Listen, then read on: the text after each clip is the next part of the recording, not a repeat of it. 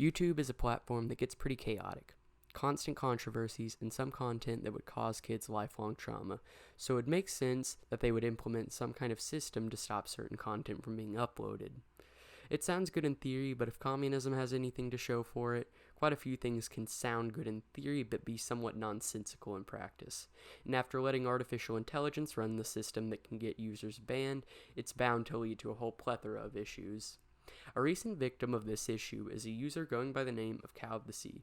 CowOfTheSea had quite the variety of content, ranging from nature videos to videos about bands such as Metallica and the evolution of their playstyle, and yet his most popular series was a compilation of memes going by the name of BS.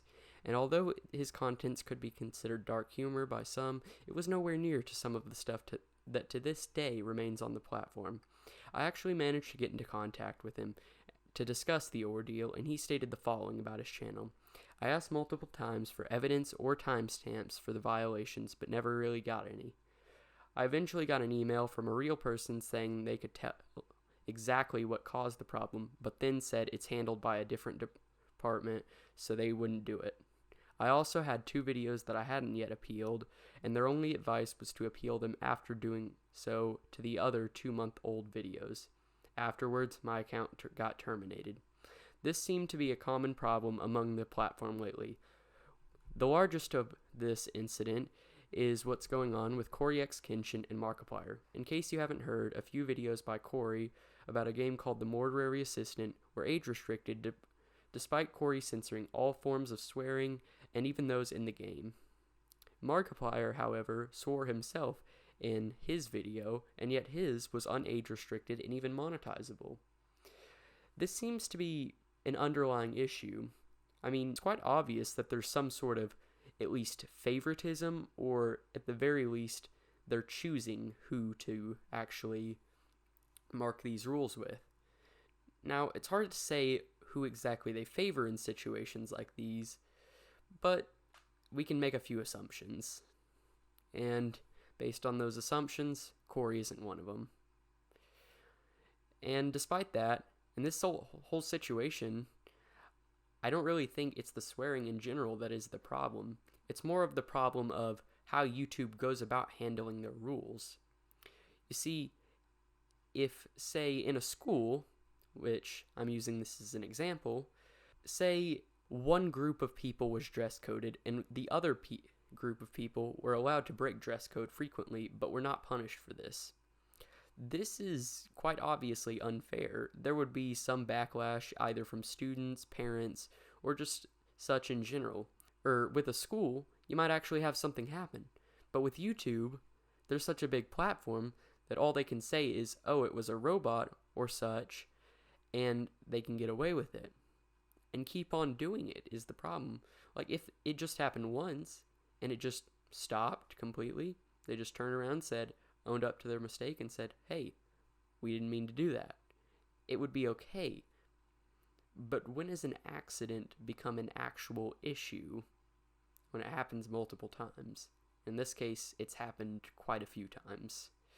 I actually asked CowOfTheSea for another statement on this, if he thought YouTube played favorites or at the very least was a bit selective on who they struck. And he said, I've seen P and G that's completely unrestricted while other channels get terminated for swearing. I can actually speak from personal experience on this.